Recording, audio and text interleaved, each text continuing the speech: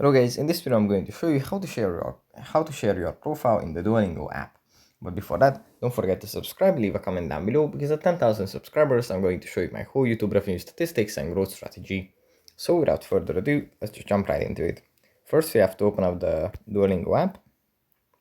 And here it opens up in the home menu, where we have our lessons. From here we just go into the profile menu. And here at the top, we find this little button on the right side of the screen.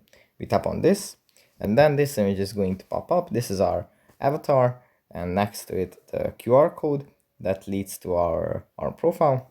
We can save this image, send it on WhatsApp or some other way, but people can just scan this QR code here, and then they can add us as friends on the app. So yeah, I guess that's pretty much it for this video. Hope it was helpful for you guys, and I'll see you in the next one.